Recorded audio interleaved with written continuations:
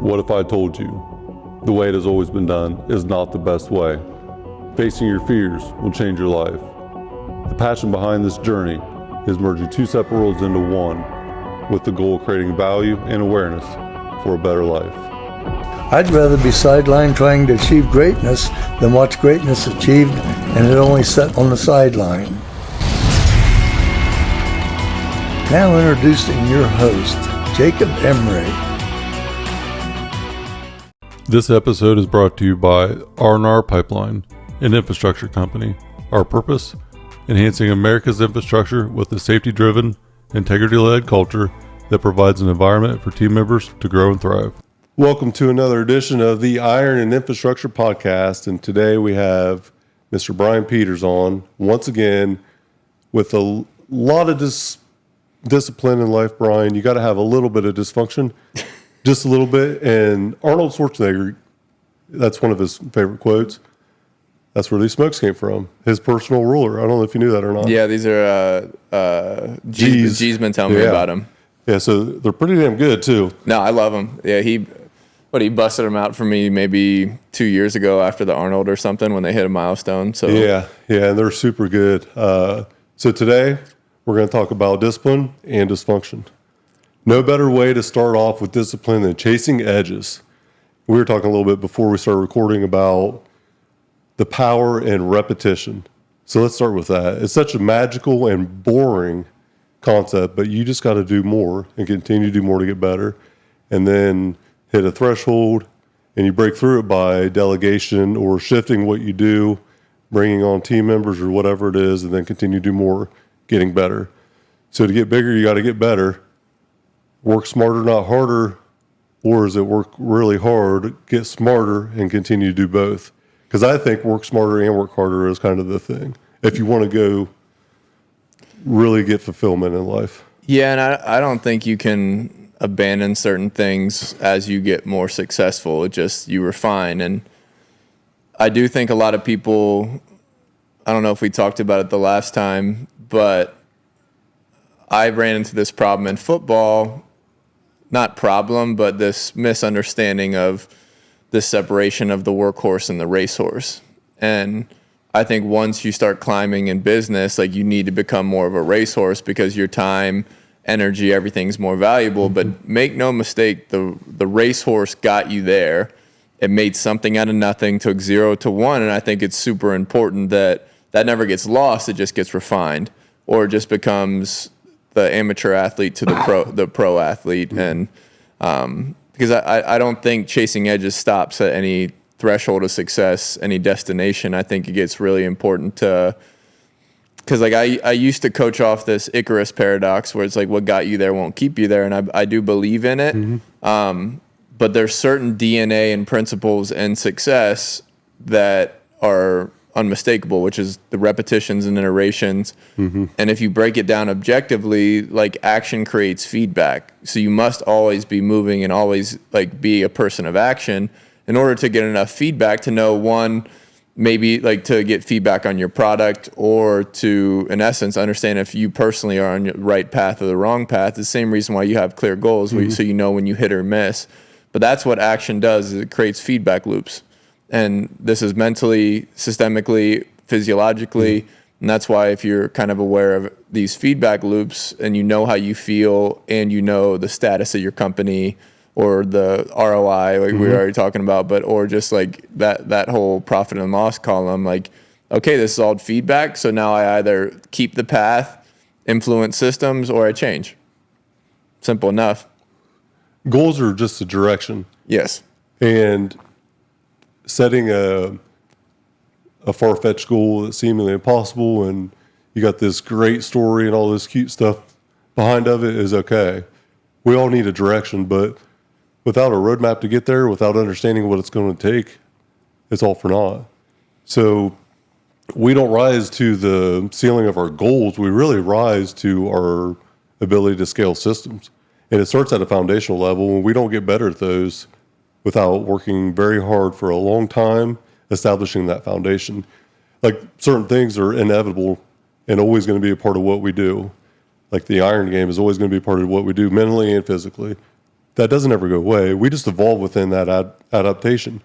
We get better at it with breathing techniques, sleeping better, recovery better, better nutrition, but it doesn't go away. That foundational element is one of the things that cannot be looked down at or forgotten for what we do. So we evolve within, 4 or 5 different foundational elements of what got us to a certain point, but we have to continue to get better at it. And that's where the chasing edges is just like a continuous improvement that never ends. If we're not continuously getting better, then we're getting worse. Yeah, and there's certain things where you maintain. I mean, you can get into the literally the dexterity and the small motor skills that you get sufficient enough, and then you stop, and that's fine. Mm-hmm. It's like driving. Driving's a really easy example. Mm-hmm. When's the last time you worked on your parallel parking? No, you got sufficient enough. You don't have to maybe drive at 10 and 2 anymore, whatever mm-hmm. it ends up being. And so I think we talked about it last time, but I try and tangibilize these rocks you're pushing up the hill, or I call them horses, that carnival game mm-hmm. where you spray water at the horse and it goes forward and hopefully you win the stuffed animal. Well, that's this is how I tangibilize it, because we were talking earlier where I need to chase edges and continue growing on the business side of the systems. Mm-hmm. But I push forward the horse of physiology, my messaging, my storytelling, my networking, all these things, and things lag. But mm-hmm. if I know where they're at, I know where I need to spend my time, because mm-hmm. where you spend your time is where you see your results. Absolutely. So what's the big glaring thing that you need to overcome in the current moment? Make that a priority and make sure you get it to the place that you need it to be at for the time. And then it doesn't mean that the rest of the stuff isn't important. It's just not one of the most important things. And you can only accomplish so much at one given time. So if you have 10 priorities, you're probably not going to get any of them done. No, and that's 3 to 5 maybe in a year. Knock these big things out and watch how the rest of it falls into place after that. Big rock is taken care of. Yeah, no, I completely agree. And because as majority of my business, I guess, experience so far, I've been a one-man band. I've done teams, we've scaled, I've had interns, I've had employees, I've gone up and down, and now I'm back to a one-man band looking to scale again.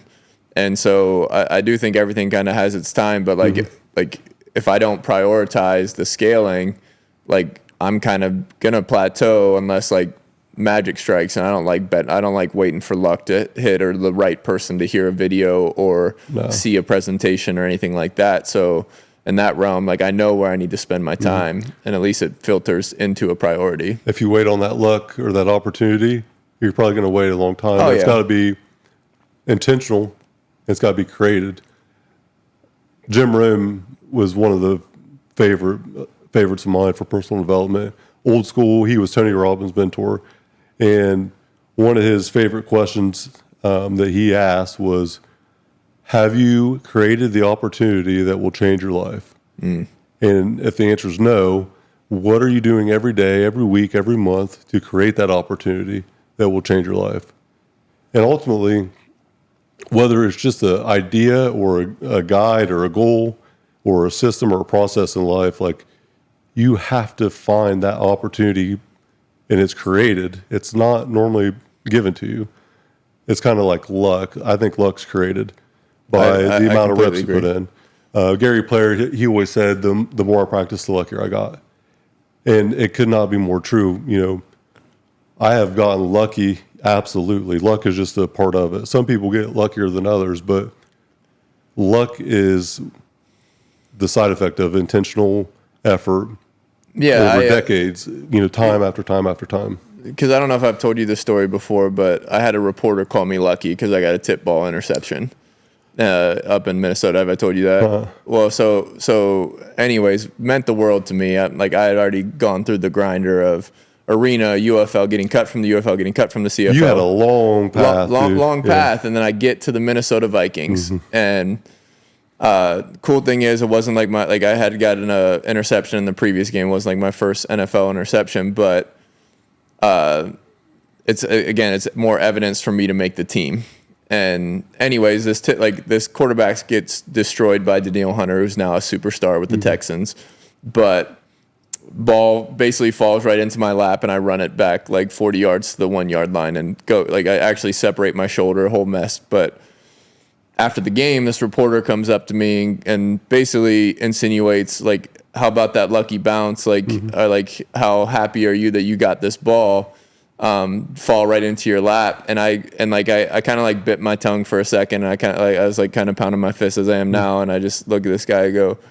I go, this doesn't really affect me, but you are trying to break everything I've done for the last I was 26 at the time, 26 years. I said something savage to him. I was kind of mean, but in that realm, I earned every cleat in the ground on that football field. So you calling and trying to diminish my opportunity that I earned, maybe the bounce was lucky, but it's not lucky that I was the one There's that no fell luck to into. get to the NFL, bro. No, like and none. so I just made that distinction to that guy, and the guy, he just like kind of like tail between his legs, apologized, but like that's like so much like that, just like a microcosm for this thing where it's like I did all the things to earn the spot, and if the ball bounces my way, well, like that's what the platform that you earned got you. It's about damn time, because Yeah. I'm sure there's a lot of Yeah. times it didn't bounce your Oh, way, right? Like 1,000,000%, throughout all the trials and 1,000,000%, tribulations, you know, it's like, oh, I got one lucky bounce, and you're going to try to shit on it. How about you're not intentionally coming at me, but you're coming at me. But you better be ready for a fight if you're going to come at me from the stands when I'm in the arena. Yeah, I know my stance on criticism, like from the outside, there's no statues on this entire planet of the critic, you know, None. and so I've never taken too much like heat socially and from the media or anything like that over my years in football, but I never really put value to it because it's like the old adage that like don't take whatever advice from somebody or you wouldn't what's this? Don't take criticism from someone you wouldn't ask take for advice from. Yeah, like none of these humans know the human, and they know the snapshot, and they know the identity of a football player, but they know nothing about the complexities and the struggle and the journey. Yeah, it would be no different than your response to him being, my tip ball being lucky is about as lucky as you getting to interview me about the tip ball, right? Yeah. Like it would be the same exact Yeah. shot. How lucky are you that you get to interview me, Brian Peters, about this interception? You're lucky that you're here. Yeah, and he probably did his work to get there, Yeah, right? and but everybody- don't shit on me. Yeah, Yeah. I never like even that whole industry. Like I get it. You're reporting and you're creating stories and you're informing the public. Even like politics down to sports media, Yeah. in those same sense. But it's also this. It is an observation art and pulling the facts and delineating them from what the real story is, or trying to build a superhero out of somebody who's potentially not, and or maybe they are the superhero and those things. But it's, and I don't want to hate on the industry, but like it's tough for me to, I don't want to say respect, but like that industry is so judgment based on snapshots as opposed to the movie of the human. And It's like a weather person that, you know, a weather man or woman that is on the news every night. They are using non-factual data to estimate a possibility, and they are never right and they're never wrong. And no matter what, they don't have any whiplash about it because it's just a prediction. Journalism is it's just an opinion. yeah, and obviously the opinion based things are, and like even when you get into the history of the news, like whenever the newspapers, I think it was like early 1900s, found out that the product was the consumer, obviously, and like advertising prices go up, and then they do their market research on like, hey, what makes people read the news? Negative headlines, okay, and then it is what it is today. And that's why I always like the perspective of like be conscious of where you get your news.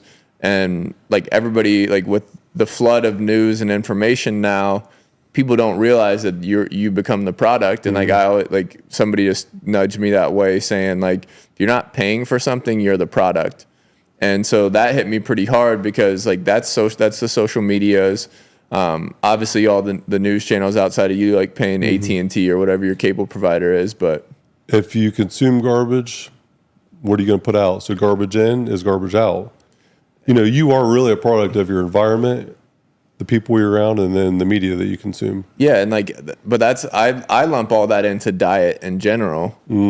So now it's like, obviously I need to be conscious of what I put in my body because that's what builds me back, or like is the depiction of the resume that I look in you. I know you don't like put Cheetos and KFC in your mouth every night, you know?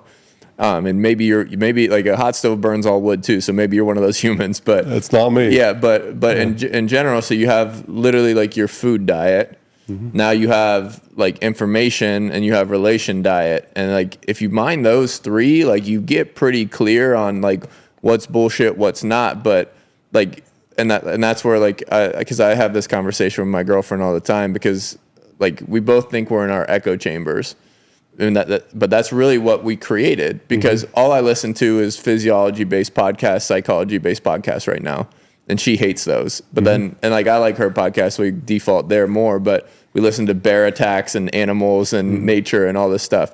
But if you understand and that's why like being able to step back and observe what your diet of information is, even do a little research down to like the credibility of some of these reporters. Yep.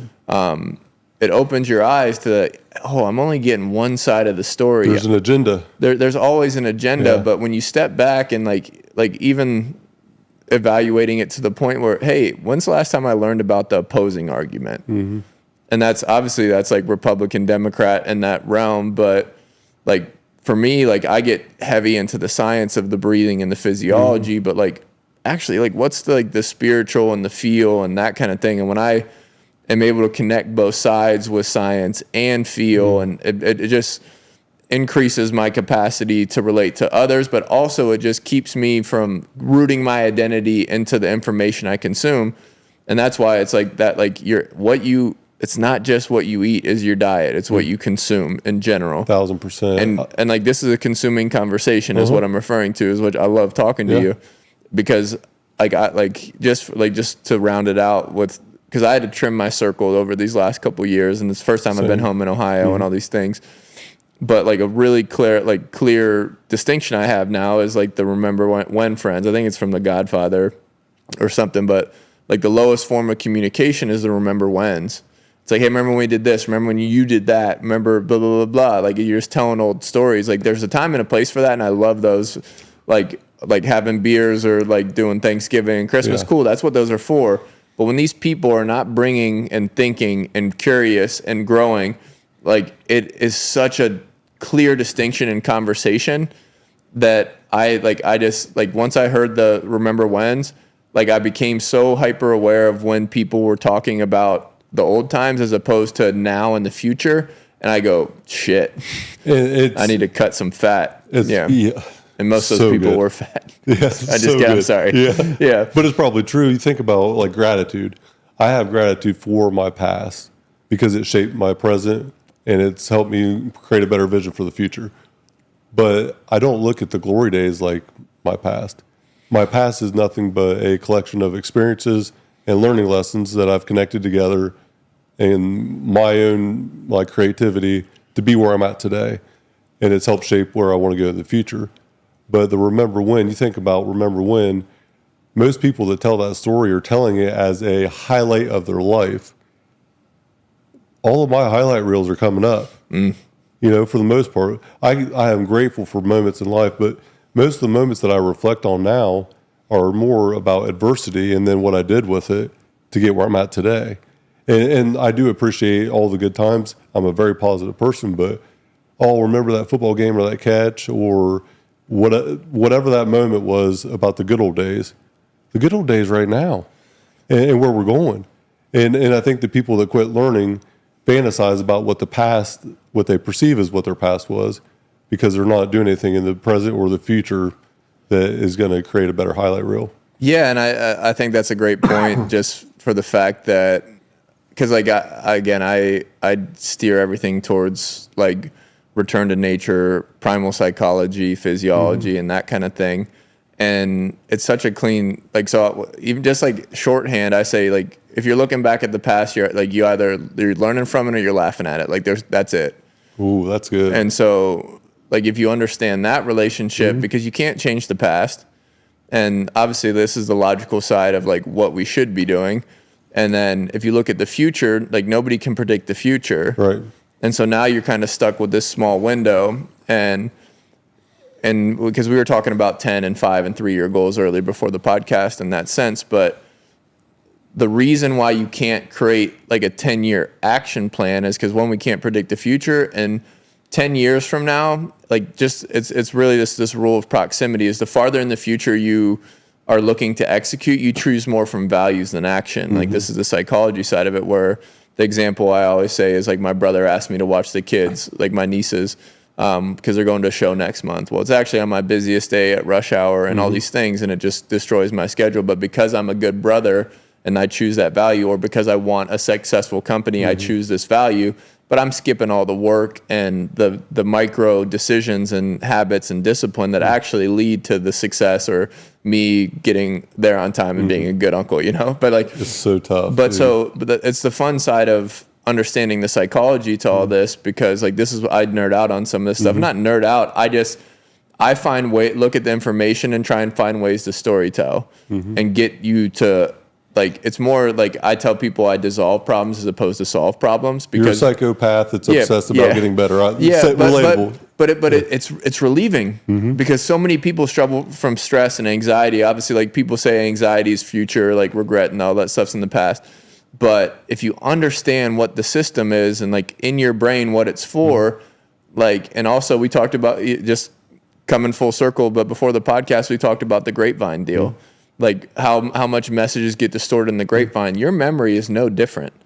And so the farther away you get from it, the more thwarped and really the more compressed the memory gets. Because like stupid, like tell me about your high school graduation or prom or something.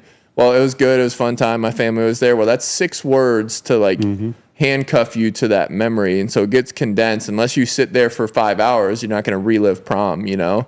And so the goal is to understand that like the past, and really when you get into it, our memories suck like really bad. Very vague. You remembering and it just gets distorted. It's grapevine. And then when you appreciate the fact that you've changed from your past too, even because like this is scaling, and this is why I think it's important for people to understand that you can't compare yourself to others. It's because we have, like, even though we're both speaking English, we have completely different languages. 1000%. It's because like how you talk about happiness, sadness, struggle, like we all have different values. And like, if you want to put a 0 to 10 scale on it, it's like, okay, well, happiness to you, like, so, well, how do we talk about happiness? Well, let's talk about the same event at the same time. And so again, your wedding day. Yep. Okay, well, like I'm not married, so that means fucking nothing to me, you know?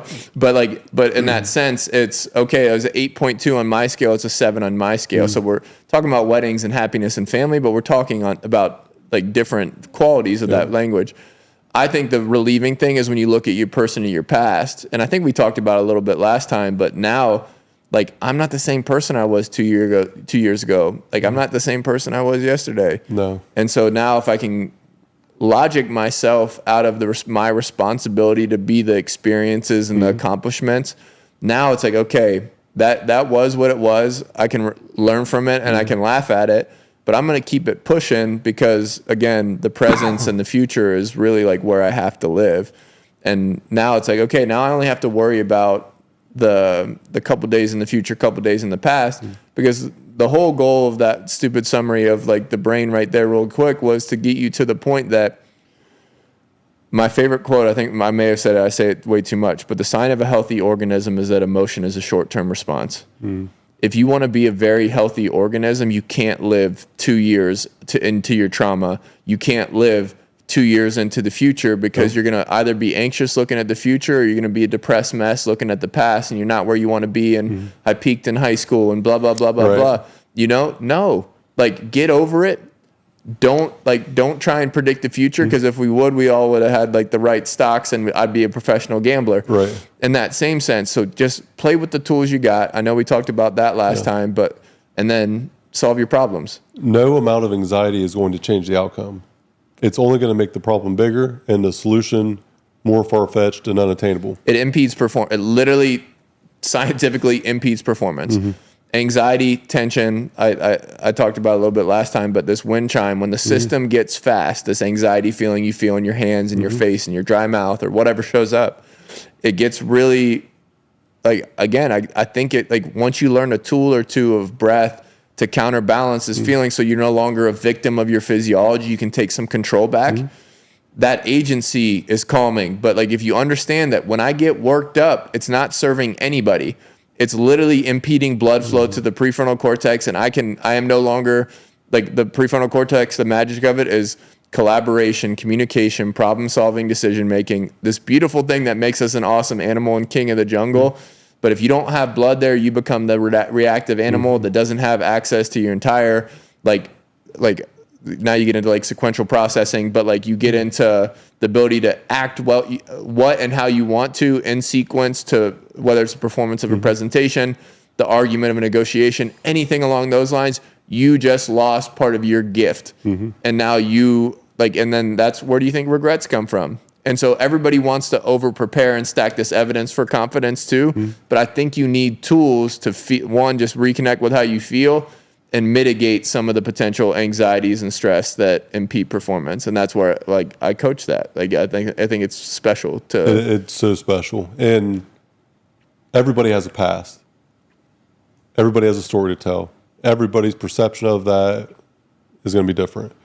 You can't create a better future for yourself if you can't create a better past. So if you're constantly focusing on the negativity of your past and what happened to me, not what happened for me, you will never get over that. You have to face the ego. Yet you have to face the reality of your story, no matter what it is, no matter how hard it is.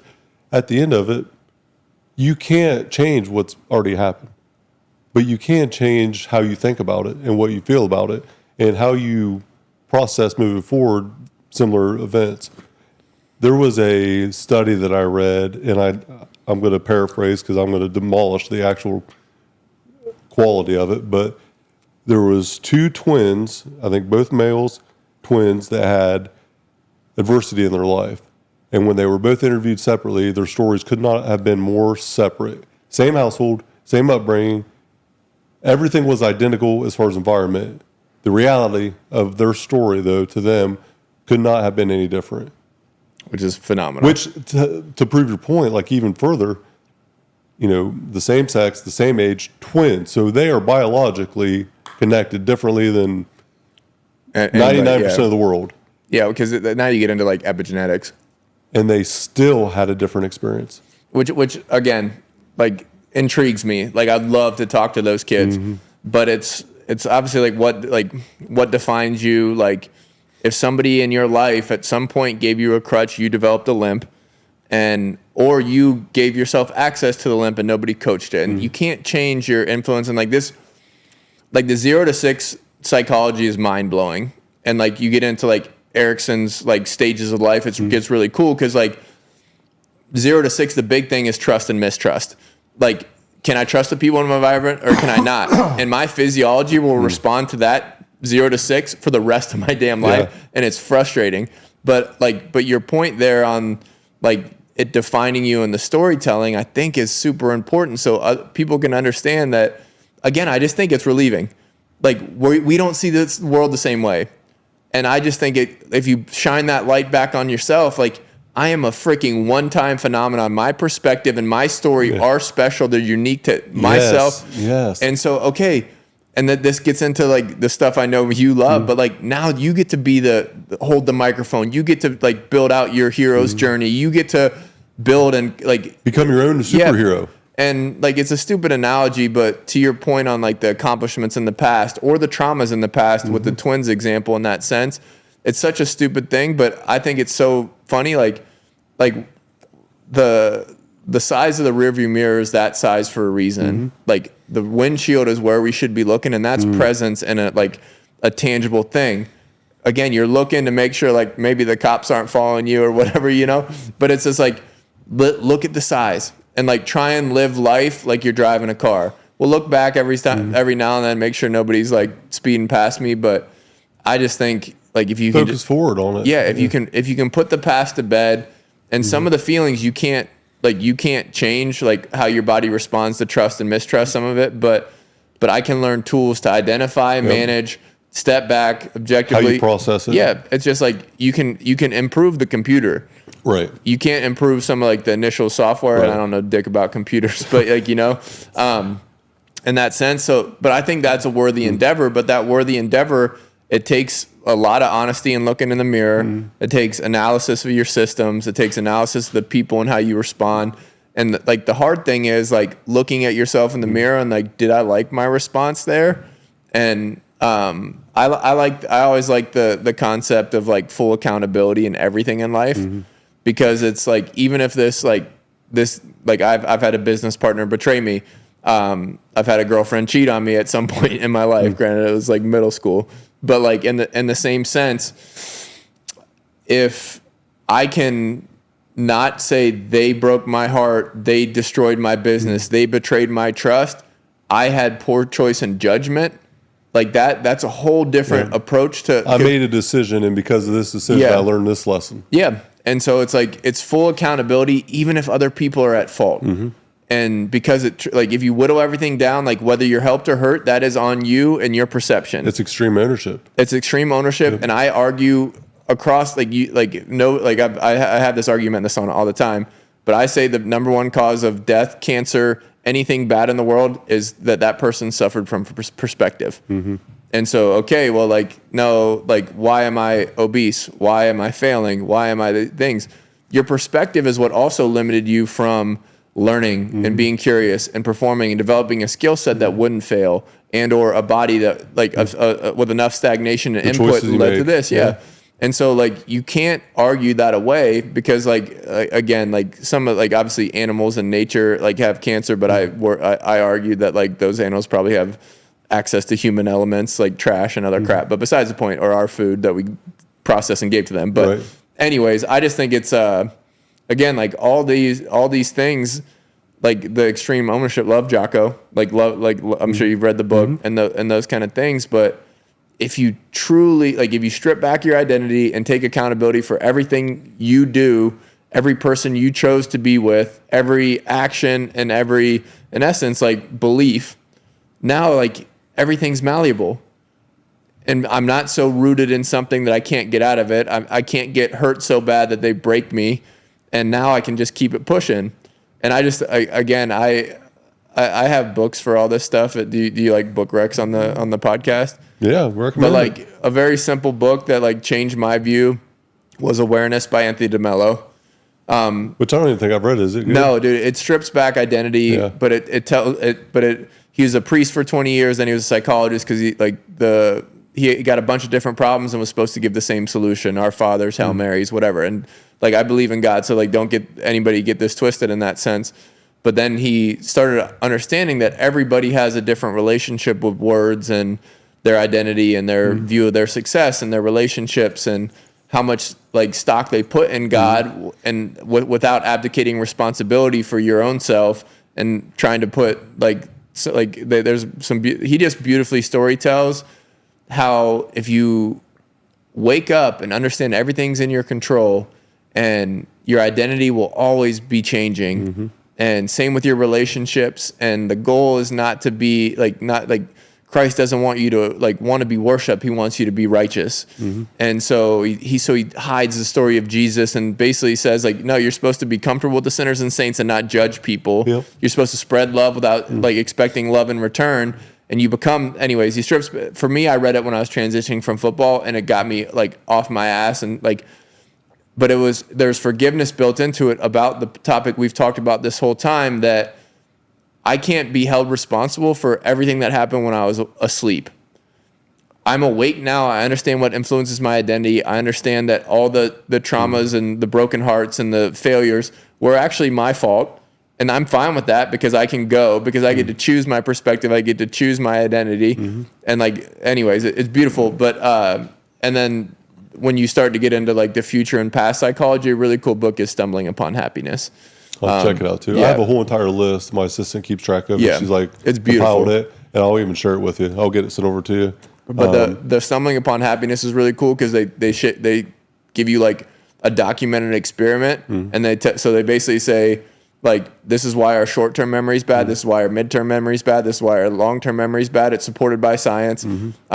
Same thing in the future. And that's why Stumbling Upon Happiness becomes kind of the driving in the windshield analogy, where it's just no, all you can be is in the car and driving. You can look back every now and then. You can make sure in the future you don't hit a semi, but at the end of the day, I got to be here, or else the car is going to go off the tracks. Yep. You know? Well, and there's so many dimes you just dropped there, but the mirror analogy with the rearview mirror, Jason Thomason. I don't know if you met him or not yet. He's the owner of CrossFit Uprising. I mean, you know, he's running the gym, and he had a really, really bad past. Basically, one of the most incredible and also insane stories you're ever going to hear. Selling drugs at 12 or 13 years old, broken home, prison, very long sentence before he was 21. Like, incredible. So this was 20 plus years ago. Has a felony on his record, can't get any opportunity because of that on his record. And I'm talking to him one day, and I'll never forget him framing this, but he said, the day that I walked out of that prison, my last day there, I got picked up. Every rear view mirror I shut. So the two on the outside and the one in the middle, put him where he couldn't see him at all. Because he's like, I'm never going to look back. Yeah. And it was like, oh man, just such a powerful statement when he framed that, because I will never go back and be that person. And he used that experience to become the person he is today. And he's an incredible person, owns a CrossFit gym now. Like, I think 70-some members. He's really making an impact in the community. And he needed that life-changing opportunity. Me and G are involved in that, and like talked to him and showcased, hey, we see this opportunity for you. You just got to take it. And I think Corey even said to him, Jason, with everything you've been through, if you don't take this opportunity, then fuck you. Because the story's incredible. Yeah. But it's just right to your mirror analogy. Like, in that case, he can never look back. We have to, if you're going to look back at your past, it's only to create a better future. How we view things is how we do things. So how you view your past will become a product of how you do things in the present. And if it's a positive past or a positive learning lesson because of an experience, you're more likely going to do positive things right now. It's like, that's what a cool analogy, or like not analogy. Like, I hope in my head he kicked off his rearview mirrors and ripped off his rearview mirror or his side view and ripped off that. But I think that if you want to be inspired, there's a billion inspiring stories. Like, and that's where, and that's just like a guy across the street. You know, that's his gym across the street. It's down the road a little bit. Yeah, it's not the one right here. But anyways, like, okay, like you just like, cause I try and simplify things to where people don't realize that you and my job one-on-one coaching people is just getting them out of their own way, asking them enough questions and giving enough tools that they can move past themselves. Yeah. And so we're our biggest bottleneck majority of the time, especially as business owners. Yeah. A lot of time it's our emotion that drives us to get to a certain point of success. And then we have to mix the emotion with the logic. Like, we have to be data driven, because it tells you that's the reality check a lot of times. But it's feedback too, and there's subjective feedback in your personal narrative that, like, that's part of my job. Is you tell me, basically, like, I ask enough good questions that you tell me why you're successful, why you're not, where you're stressing, why you're not, whatever it ends up being, or where you think you're crushing it, and I'll hear a narrative. And that's why you have to have good people around you. That's why you should always have a coach in some way, shape, or form for the feedback, the data-driven feedback, even though it's subjective of another person's opinion on your processes or the story. But how I summarize this is, if you fight for your limitations, you get to keep them. And that's like a Jim Quick little nugget. And if you think about that, like, why do you think you can't do something? And there's so many reasons. And maybe it's because you think you have this terrible past. Maybe it's because you don't think you're capable enough. Well, all that just told me we have an action plan. You don't think because you're past? Well, guess what? Rock bottom's medicine. And let's decide rock bottom's right now, and we're pushing. Or you think you're incapable? Well, let's get repetitions and knowledge, and then let's see before you start making these decisions. But your narrative that says, I'm not good enough, or I can't do this, or why can he do this and I can't, it's all narrative and self-talk and habits disguised in one line that you are holding as gospel. So whenever I would take something to somebody and you're like, well, we can't do that. And I'll be like, okay, humor me for a minute. Tell me how we can. What would have to be true to be able to accomplish it? You say we can't, so what would it have to be to say we can? Yeah. And it's just framing it different, but it's framing it as possible, not impossible.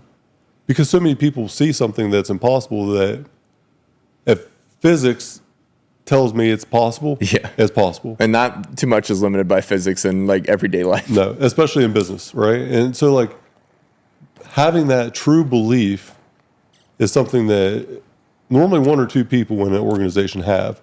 And then they create the system to be a belief system that everyone else can get on board with. Yeah, well, again, 0 to 1 isn't just starting a company. It's every idea or every obstacle you just come across. And I think it's really important to like not get stuck in that we got it made and this is possible, not possible. Every idea that you put in and every like left and right turn you take, that's a whole new 0 to 1 because you're solving potentially a zero problem. And so reframing things like that make really important sense because now you don't get stopped at the first obstacle. Right. And like obviously we talked about the positivity of self-talk last time, but I don't think people literally understand that thought is this full body decision that limits everything. It limits how you think, how you like that. Now you get into the like the psych research behind it, how you perceive risk, how you perceive problems, and all that influences the blood flow from the brain we were talking about earlier. And then our body language, then like 80% of what you say, you don't say, your body reflects how many basically crutches your brain thinks it has. Henry Ford had a quote, whether you think you can or you think you can't, you're right. That statement itself says so much. And what you focus on becomes your reality. I use the analogy of skiing down a hill. You're out in the middle of nowhere. There's one tree on the whole entire hill. And you keep saying to yourself, I just have to not hit that tree. You're going to smack the damn thing because that's what you're focused on. Yeah, it's the pink elephant. It's the like white Mustang, whatever you say. The red car theory. You know, you don't see this red car, you buy one, you want it, you see all of them. Yeah, but because I approach this a couple different ways, but because like how do you get somebody to evaluate the lens in which they view the world? Because that's what you're doing. Because like we just unconsciously focus on the one thing and and it's really easy for us because our brain's built on survival to focus on the most negative thing, the problems in the relationship, the bad quarter in business, like whatever it ends up being. So how and that's why you again I organize mental systems and schedules and things for like that for my humans, but one of the routine of the call is to try and find eventually this blur on the lens because they show up and the lens zooms in and that, and you hear that narrative where I'm really going through it right now because of this. And it's okay, zoom back out. And again, I don't want to get too into my physiology realm, but how the body's reflected in the brain and the brain's reflected in the body in that sense where when you get one dimensional, there's been these really fun studies on how your body moves and obviously sports, they force you to rotate and stuff, but people, when they focus on one trauma or one bad relationship, their body stops rotating as far. And so they take more steps to turn. They do all these things where because if you think about railroad tracks, fight, flight, and freeze, that stress response of the sympathetic nervous system, that's a one track thing. And so, but no, I'm not a train. I'm a hairless monkey. I can get off the tracks and climb a tree and get a better view and then solve the problem a different way. But when people get into this hyper focused stress response of their problem, they get on one track and the body influences it. So I just push people back to this positivity thing is be hyper aware of the self-talk, particularly when you face problems. Because it's so easy because it's what our brain's built to do is to it basically gets you into survival, a physiological state where the one remedy is to change the one feeling. Yeah. And so it's I need to get away from the bear, and now it's I need to get away from the relationship or something. Right. Where I just think it's I know you probably don't want to go down the physiology side, but no, it's cool. I love this kind of stuff because every time that me and you go back and forth, I learn a lot, and it's always good because it seems like we're always on similar wavelengths. And I want to transition into something else that I've recently noticed. We don't see each other very often, maybe 2-3 times a year, right? Because we're hustling. Yep. And I want to know what your thought is on this. But you talked about skimming the fag, getting rid of the people in your circle that aren't elevating you. Basically, the old analogy of the 5 people in your circle. You become a sum of that.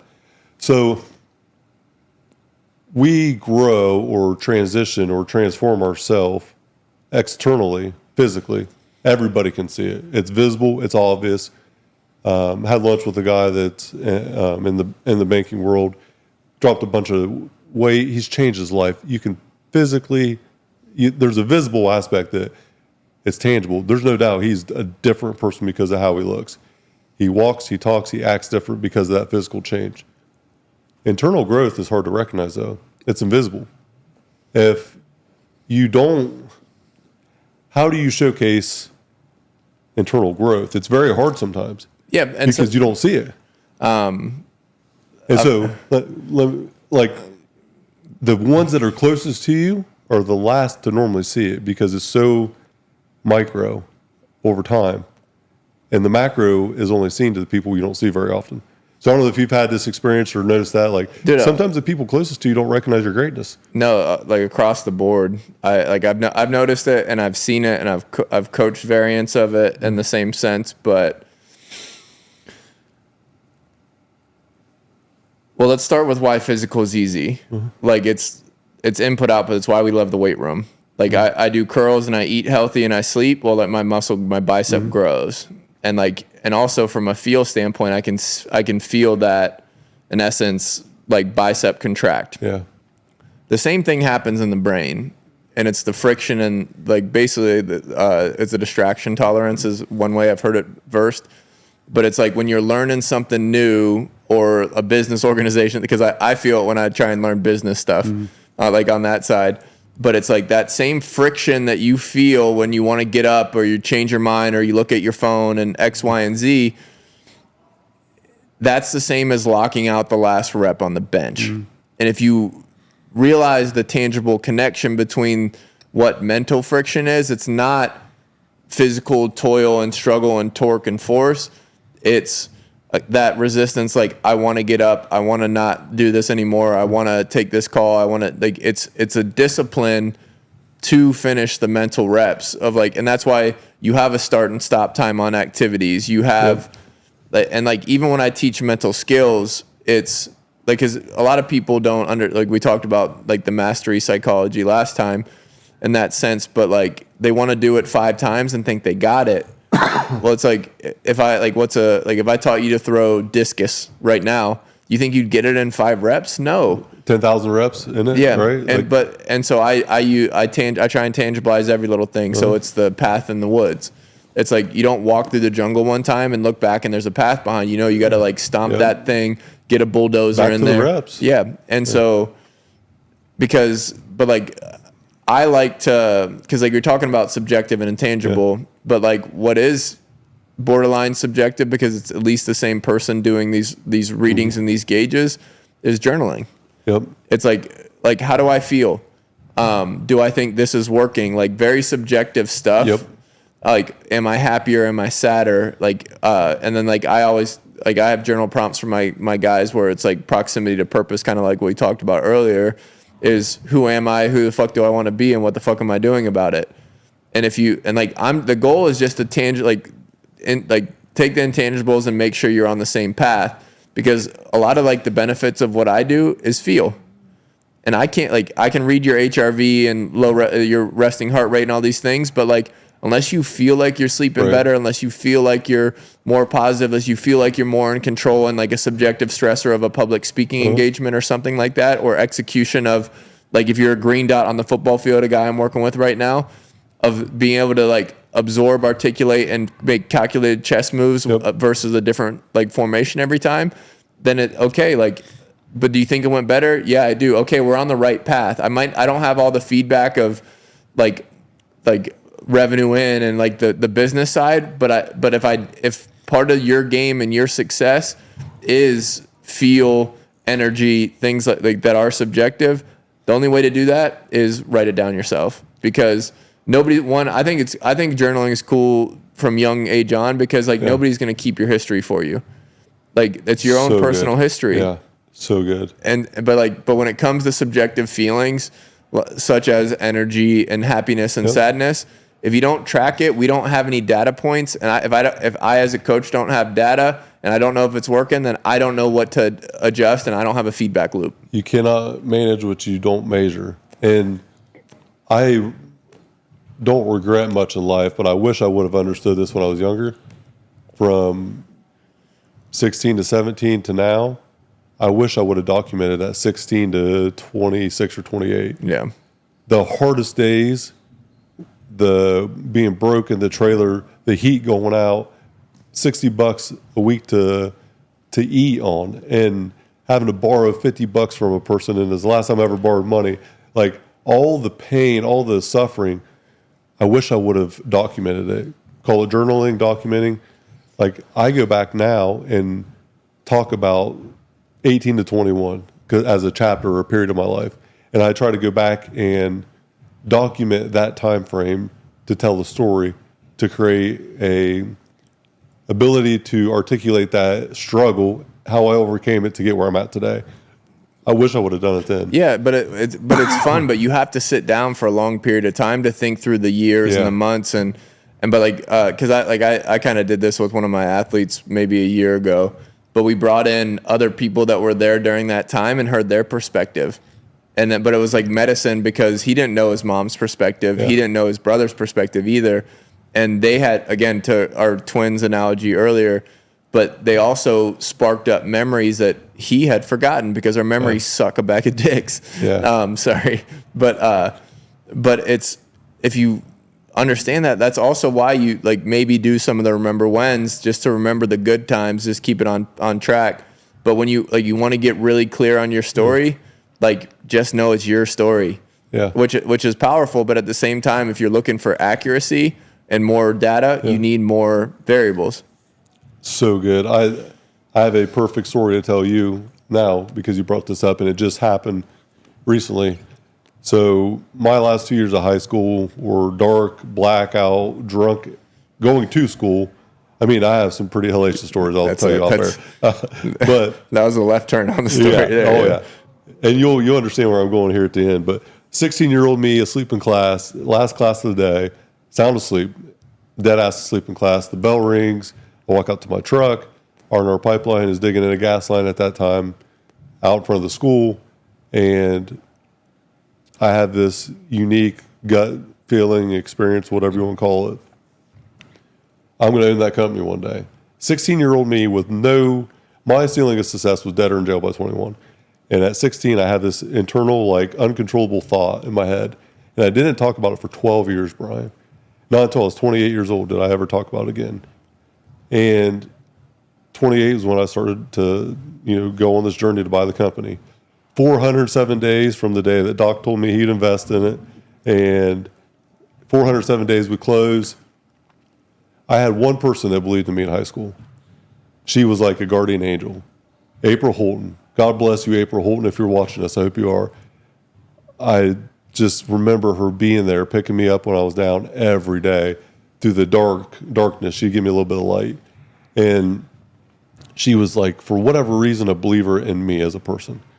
And she didn't have any reason to, but she did. So I don't see her after I graduated high school. She gave me my diploma. That's who handed me my diploma. So from then until I was 30 when I bought R&R, I didn't see her at all. Randomly at church one day, I run into her after 12 years. She was probably shocked to see me alive, honestly. But she comes up, she gives me a hug, squeezes me, and looks at me. She's like, "How are you?" I said, "I did it, April. I bought R&R Pipeline." Tears automatically start rolling down her face. And it was like 10 minutes of one of the most rewarding conversations I ever had because it was like, thank you for believing in me when I didn't believe in myself. That was 5 years ago. I didn't see her for 12 years, see her once. 5 years forward from that last point, I haven't seen her. Didn't forget about her, but didn't have any reason like to remember it. I started going back to the high school at the beginning of the year, but it was last school year. I'm going back now. Speaking to the leadership class in high school. It's aspiring leaders. And now I'm talking to 2 separate classes back to back, and such a great opportunity for me to try to give back to the school that I went to.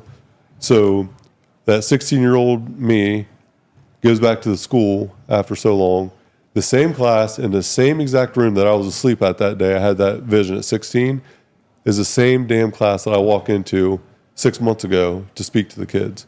I can't make it up.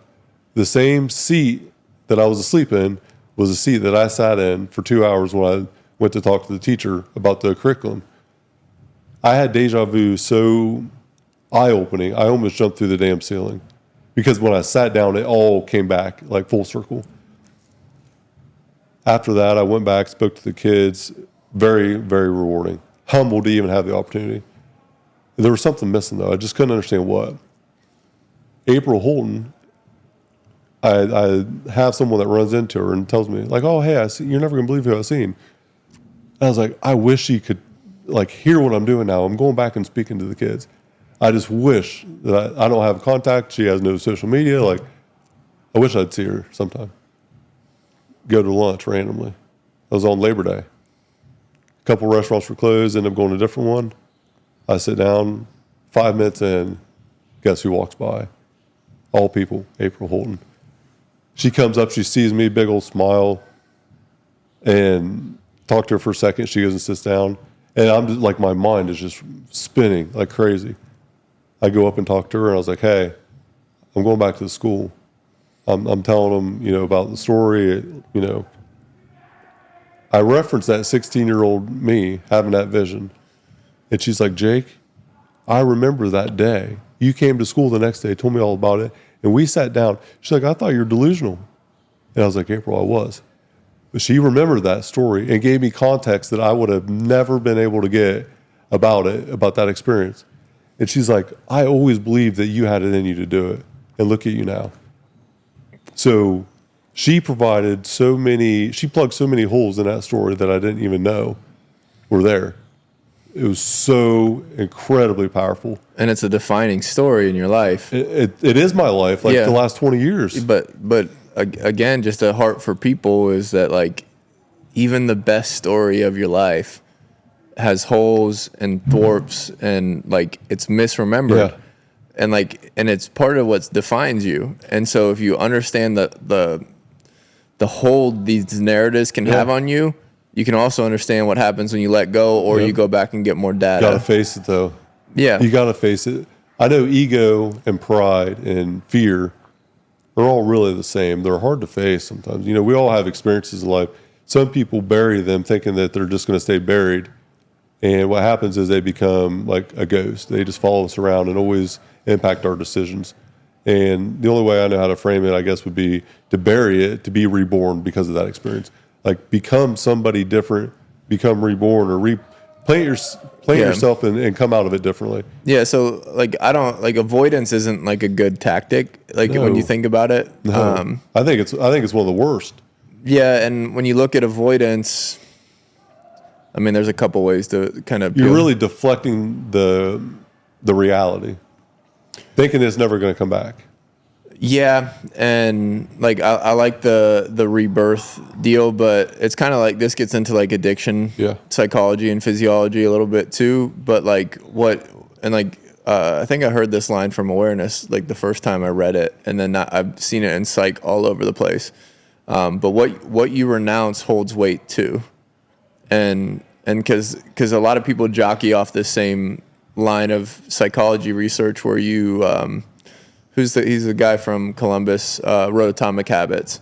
James Clear? Yeah, James Clear, but the identity-based like goal change, where it's like if you're trying to quit cigarettes, you don't say, "Hey, no, I'm trying to quit." You say, "No, I don't smoke." Yep. It's the same. It's the same. That's how you frame it. Yeah, it's the same psychological thread where you're not avoiding it, but like you're also. But when you say I'm trying to quit, or like AA, the 12 steps are like proven they're really cool. I've had a couple buddies go through it recently where I get the feedback of the whole system too. But what you renounce, if you like alcohol forever holds this weight over top of you, like it's not off your radar. So like what you renounce holds weight too. Like obviously what you pick up does. So like I just think the goal is to let go of things as opposed to avoiding them or holding on to them. But like letting go is like aligns with what you were saying with like put it 6 feet deep and let so the ghost doesn't come around. Well, I have another story from Strategic Coach. So strategic coach has changed my life completely. But I went through like 2 or 3 quarters where I had a different coach, where they were transitioning the classes and reallocating different classes and grouping them together. And Lee Brower was a coach that I had. Dude is like 75 years old, jacked, still gets after it. And I cannot think of a more fulfilled human that I've ever met at that age. So he was on the board of the Utah Jazz. He'd done some incredible high-level shit. I don't know how many businesses he has, but he's just completely like a unicorn. He was a assistant or some type of connection to John Wooden. John Wooden's a man of faith, right? And Lee told him one day, John, I'm going to start reading the Bible every day, 5 pages every day. And he would read 5 pages 3 days in a row, miss a day, read 10, fall off the ladder, wouldn't be consistent with it. And he had a unplanned, visit with John. So it wasn't scheduled, it wasn't planned. He didn't know it was going to happen. And John comes out of nowhere and says, how's that reading going, Lee? He's like, well, John, I'm not going to lie to you. Like, I haven't been doing it. He's like, well, why did you decide to do it in the first place? Will it make you a better man? Will it make you a better husband, better dad, better friend? And he started asking these questions to frame it and the reasoning behind why he wanted to do it. And he said, don't commit to 5 pages, commit to 1 word. And this story forever changed a lot for me. Start pathetically small. 1 word every day for the rest of your life. That's all you have to commit to. 1 word. That's it. And he's looking at him like, John, you're crazy. But he committed to it, and then he never missed a day since, and he read 20-some pages a day because of it. Yeah, and again, the momentum's the thing you're chasing, and the habit and the behavior in that sense, where I think people miss all the time, actually, in this category, but like, because I do the thing like where, like, what makes a good day? Like, what's the floor of your day? Yeah.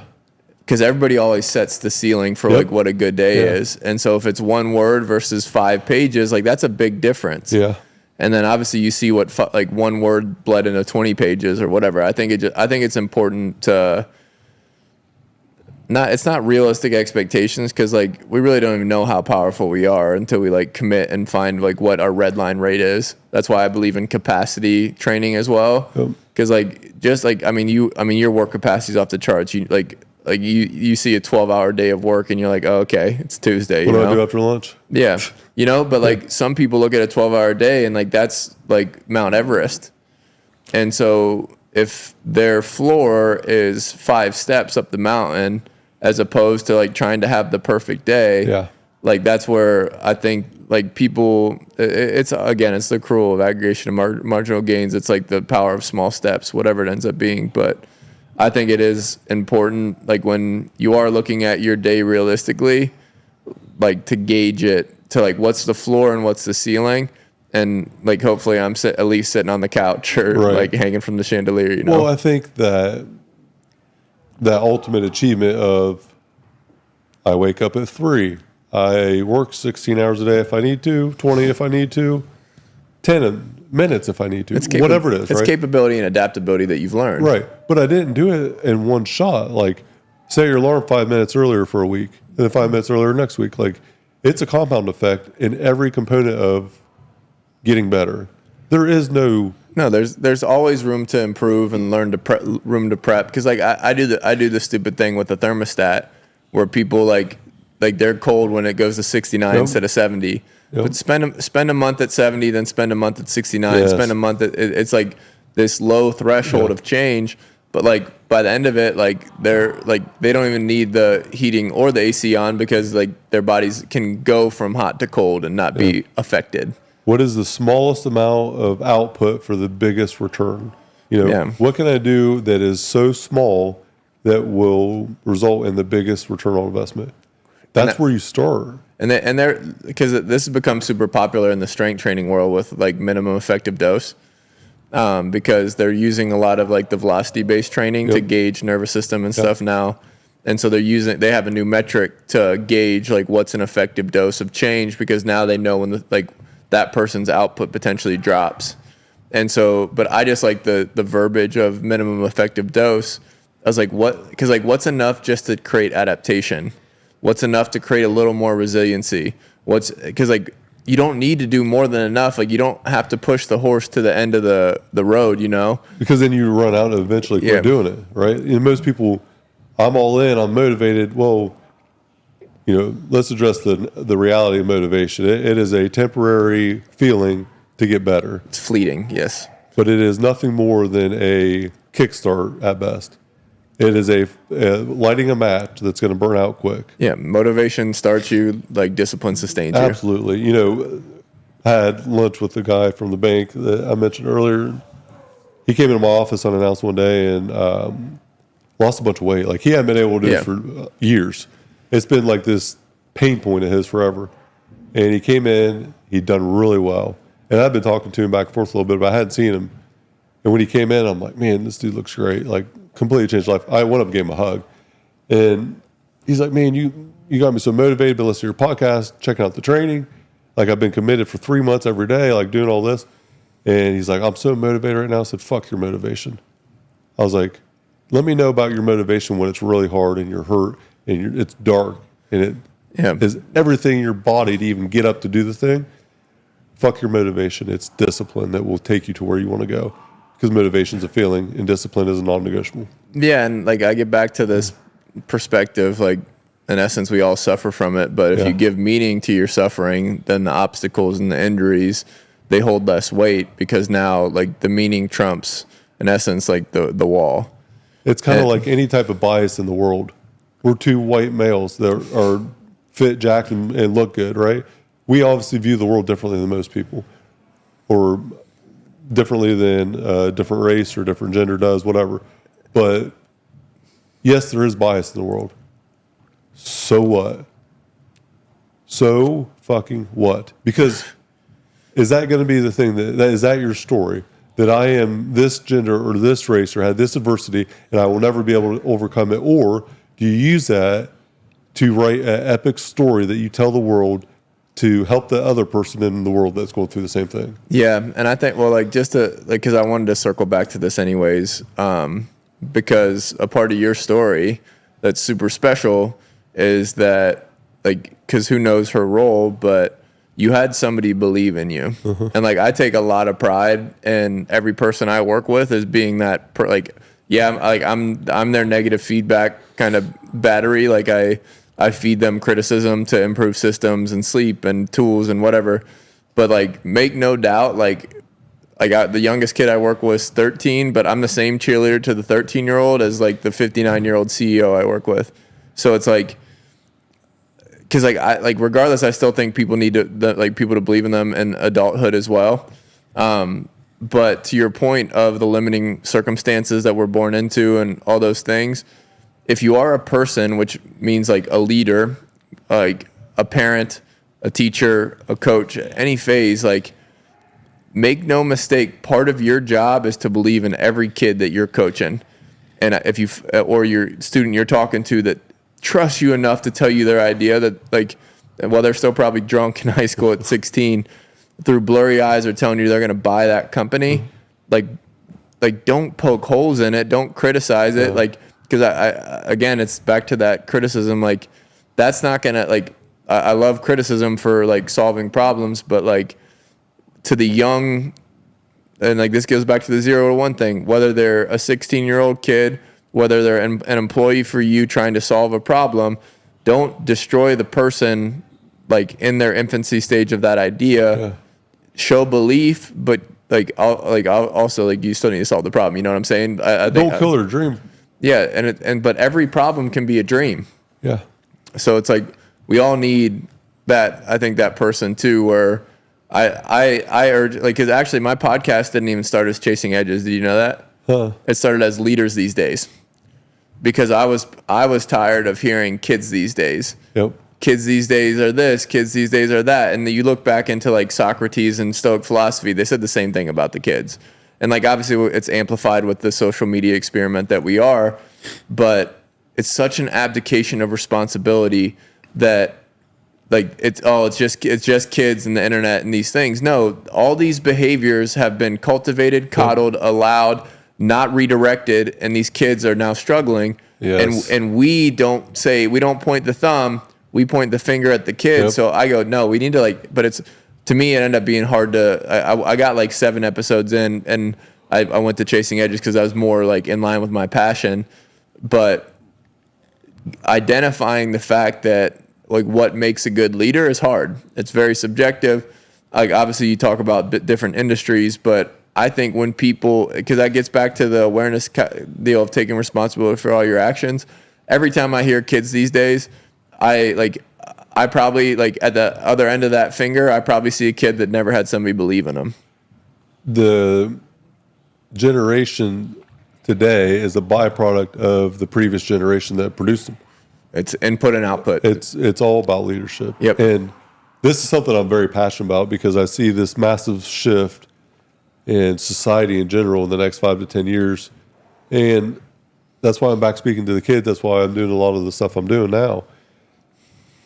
Whenever we have problems in our life and we have situations, me and you are exactly where we're at today because that's what we deserve. That's what we've earned. Whether it's here, whether we're smoking crack and living under a bridge downtown, life is a mirror. It's not a window. Look in the mirror whenever you want to talk about the problems in your life. Don't look out the window for an external thing because it's all on us, no matter good or bad. Whether you're helped or hurt, it's on you. It's on us. It's on your perception We of what's have happening. what we have because that's what we have earned and that's what we deserve. If we say we deserve more, we don't deserve it. We actually desire it, but we do not deserve to have what we don't have. But that should be exciting and freeing all in the same swoop because now it's like, okay, how do I get to where I want? It's on me, right? And it's it's overlooked because it's, again, our brains direct towards the negative. And so, again, part of the relieving side of what I do is teaching people that the negative thing is just part of the human brain trying to keep itself alive. It's not built to thrive in the modern world. It's outdated software. So if you can have some grace when you get negative, oh, my animal is just being an animal because that gets built for like bear bites me, I don't fuck with bears. That's why I remember negative things, not this idea didn't work out, this person doesn't like me. Like if you just understand your wiring, okay, I'm being negative, it's because, okay, I'm linking this financial outcome to my survival.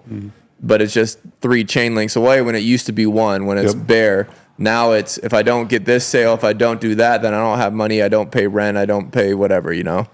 And so if you strip, again, I just try and strip it back to the primal influences. Strip back the layers of it. Yeah. And so like if you understand your animal, now you understand that like in nature, like not many animals like share a bunch of stuff. Yeah. Like particularly responsibility. Like every animal's like in charge of keeping themselves alive outside of like some of the pack under like hierarchies. But in that same sense, okay, like you can just relate it to like a bear who ends up hunting by itself. But like it's all live or die, it's on him. Yep. Like helped or hurt, it's on him. Lucky or not that the fish is in the stream, or lucky or not, and like because bears are actually scavenger, like opportunistic hunters, where most of what they eat is berries and plants. But people, we fear the negative bear attack because negativity holds weight. Anyways, I'm ranting, but Love it. I still love it. yeah, I want to throw something at you about leadership because it's something that I'm going to speak to the kids about coming up here soon. Throughout my 15 plus years in my career path, I've really seen 3 distinct type of leaders. I call it the 3T leadership: transformational, trained, and then terrible. A terrible leader is someone who leads others only to get recognition for themselves, to advance themselves. All about me. So these guys perform, I did it. Me, it's all self-induced. It's all about personal gain, professional gain on the back of someone else's performance. If there's a failure, it's their fault. If there's a success, I did it. A terrible leader is someone that is only in it for their personal gain, does not really care about the greater good of the company. And they manipulate others for their benefit, not the benefit of the team. They blame others for the L's, take credit for the W's. just terrible leader. We've all seen them. We know what they look like. A trained leader is someone that loves to lead other people, but they lead for their own success. So they have been taught how to train, but not why to train. So they are more about the execution of the how, but not the why, the bigger picture. And they lead so that they can accomplish their own personal desires. And they're selfish in that, but they want other people to be accomplished as well, to bring up their self with the average bar. Like, they want everyone to kind of be successful, but only because it makes them look better. And it's all about success to them. My success, it's about me. They take charge to advance and only influence in the moment of today. So they are making an impact today, but only today. And then the transformational leader, they love the people that they lead. So they don't lead people to get better because they love themselves. They love the people that they lead. They care about them authentically and truly for the greater good. They lead for significance and to change lives, to create opportunity. They influence today's progress and tomorrow's progress. They are all in on unity for the greater good, so everybody can have fulfillment and success individually for a bigger significance in the world. That's a transformational leader. Breaking it down that way, I don't know if it strikes you anyway as a coach. It's coaches that you've seen. Some guys are just in it for themselves. Some women are just in it for themselves, only so they can raise their own bar. But then there's that one dog, that guy that comes across, that woman that comes across, and is just an outlier. It's almost seemingly unauthentic because it's so against the grain of what normal is. Have you ever went through them three phases, or does that relate to you at all with like playing in different leagues and coaches and whatnot? To some extent, like you can tell the selfless versus the selfish humans, but I'm a firm believer that everybody, like if you operate on the structure that everybody's selfish, because psychologically we are for self-preservation, not like that's a good place to start with expectations of people where like, oh, they chose that over me, they chose whatever, like, well, yeah, like that's their job is to take care of themselves. Right. Then obviously that grows with leadership when you have a family or you start a business and things like that. Some people can't detach from the selfishness side of it. And I look at the psychology and I see like accomplishment-based humans who get their value from accomplishment and cheers, that don't understand that like they try and skip the system because they get the cheers, but they basically delegate the booze. Yeah. And I don't like that personally either, but also I get back to personal responsibility where like start your own company if you don't like taking the L's for the boss. Yeah. Because like, no, I think a great leader falls on the sword. Like that's their job. I think you should lead from the front. And that essence of like lead by example, lead with your heart, like all these leadership tactics get blurred, and it's hard to delineate those three because the two of them sound the same to me. I don't think there's a big difference there between the bottom two, but I see that how one's better than the other. Oh. And then I see the transformational leader, but I see people be transformational leaders with different hats in that realm where they don't give a fuck about others, but they lead so well themselves so well. Because I do door tactics. Like I was a leader that tried to get everybody in the door.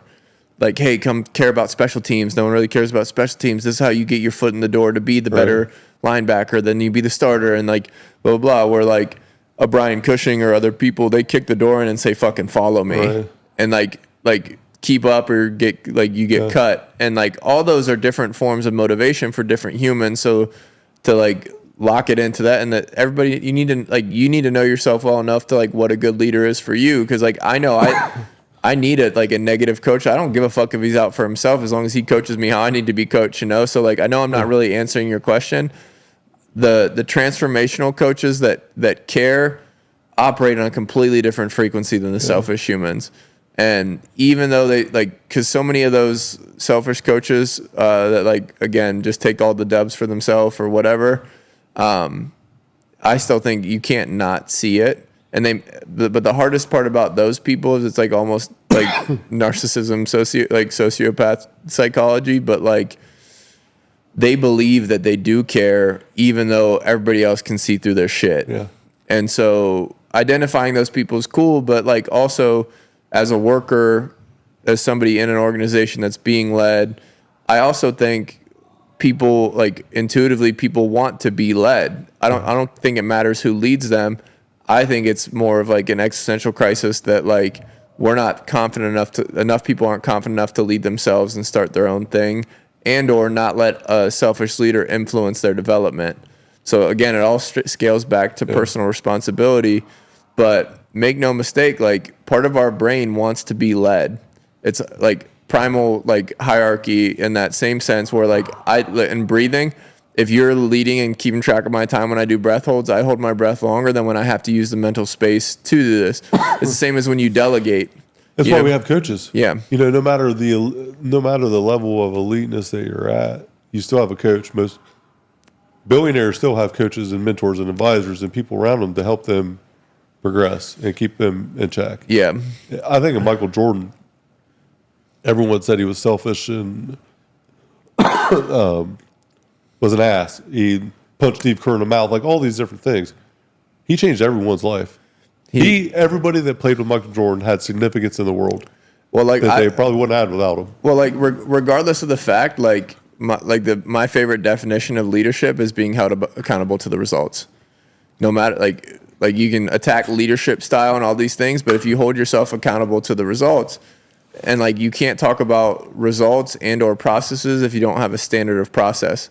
So Michael Jordan did the kick the door in and follow me, and I'll elevate the standard, and you can try and keep up, and that's like the rising tide lifts all ships kind of thing. But it's more like that's a ship with ropes pulling other ships up, I guess. I don't know, but besides the point, I think it is important to know that like you don't have to fit 3 leadership styles to be a great leader. If you understand the input and output of good systems, if you understand that like one of my biggest gripes with leaders these days in those sense is that they never communicate the standard that they expect, and so resentment builds or frustration and firing happens without giving that person the proper feedback.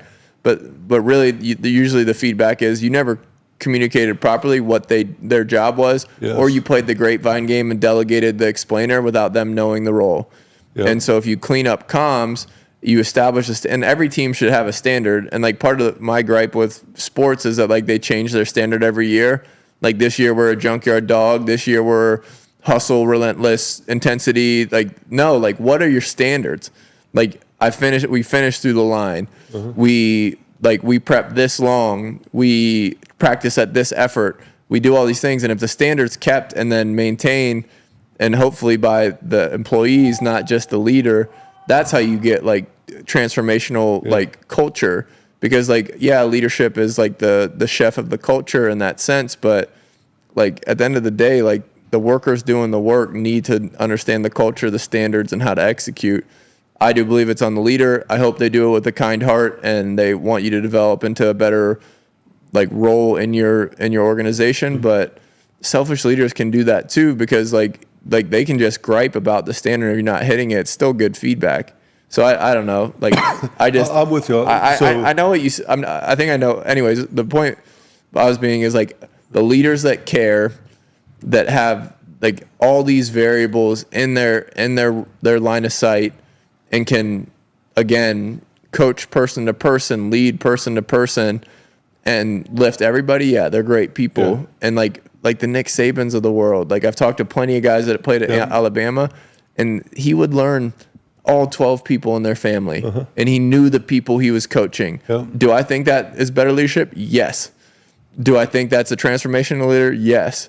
But they also establish the standard, and so like leadership can still work if you don't give a fuck too. But I think I'm missing on the question, but no, I think you hit it, because it doesn't mean that a transformational leader doesn't mean that you like the person or that they are coming at you with like positive feedback and good gestures and all, like they are wanting you to get better at all costs, because that's what you signed up for. So when you went to the Texans, you went to the Vikings, like you knew it was going to be hard, and the days that you wanted to quit the most was the days that it was the hardest.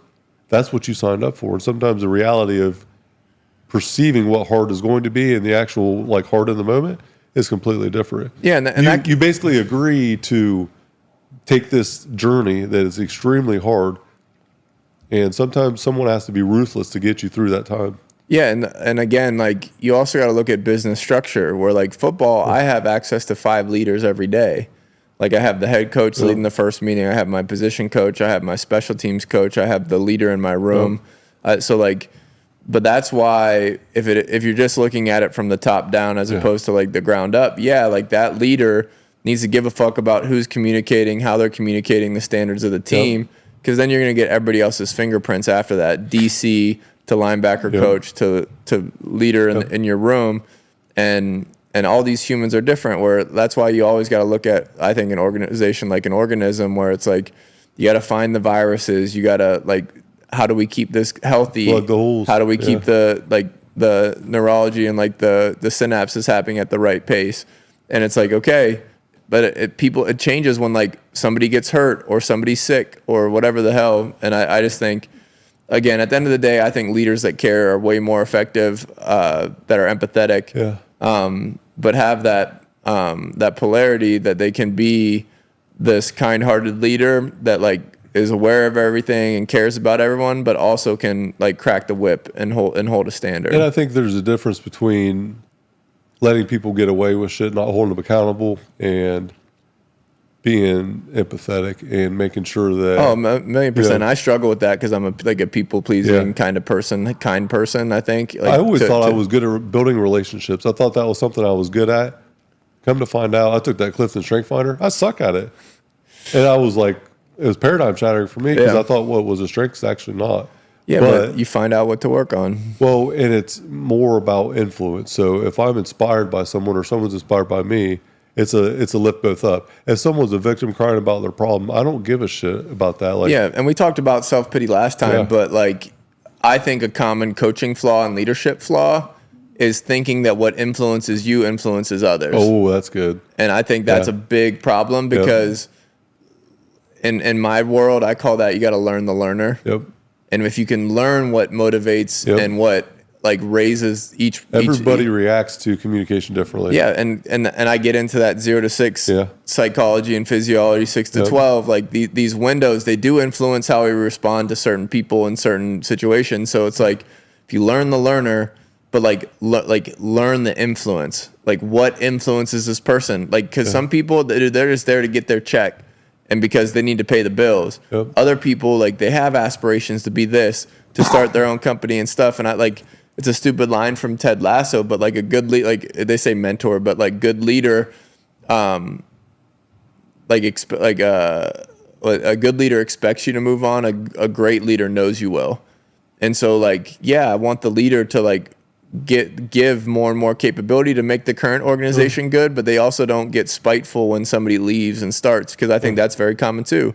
So if you understand like all those governing dynamics, I still think you're going to end up with like a transformational leader because of that kinder side, I guess. So, and I've heard this since it happened to me, but it's been something that I've heard, in other places, but had a situation where it was not in the best financial interest of me and my business partner to invest in the team in this particular instance.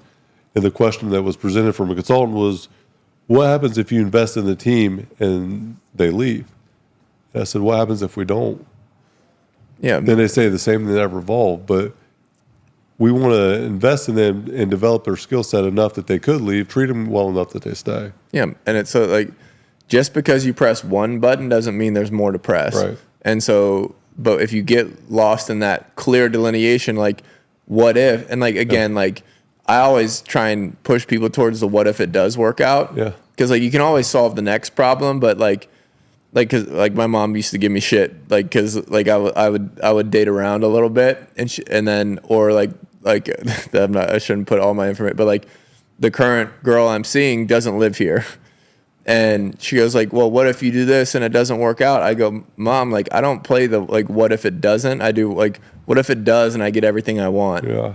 And so that's just the first problem. So, like, what if I make this bet or this risk and invest in this person and then another problem comes up. Well, I'm going to solve that problem. They When it want arises. to, they want to leave. Let's solve the leaving problem. Let's make it so good they can't leave. Easy deal. But It then, might be the best for them to leave, even though it might not feel like the best for you. Yeah. It might be meant to be. yeah. And so like again, where you spend your time and money is where you see your results. And like you're not going to see results from your people unless you invest time and energy and effort and money into them. But again, like even if they're there for a small window, I see elevation of a standard. Yep. It brings up that average no matter what. There's going to be a better culture because of it. Yeah, and to that extent, like football's fun because a lot of times like some guys get special treatment or some guys get more money invested in them and that kind of thing. And you see the benefit it has. Like I don't think it's great for culture treating people special, but when other people get more, like they get more reps, they get they get potentially more resources, they get more time with the coach. Like it's not like a mistake that some of these superstars that like start off kind of rocky still are superstars because they got more leash, they got more time, they got more resources. And like I just think that's like it's a sports analogy that's a little different, but like the same thing applies to the business force. It does. I want to wrap it up. Yeah, I gotta get out of here soon. The same theme that we started with. Repetition becomes reputation. Your reps determine your rep. Brian Peters, thanks for coming on the show. Easy, brother. Always a Have a pleasure. smoke. Everybody, follow this man. If you want to chase edges and get better, BP's where it's at. Iron and Infrastructure Podcast, we're out. This episode is brought to you by Max Effort Muscle. For all your supplement needs, go to maxeffortmuscle.com.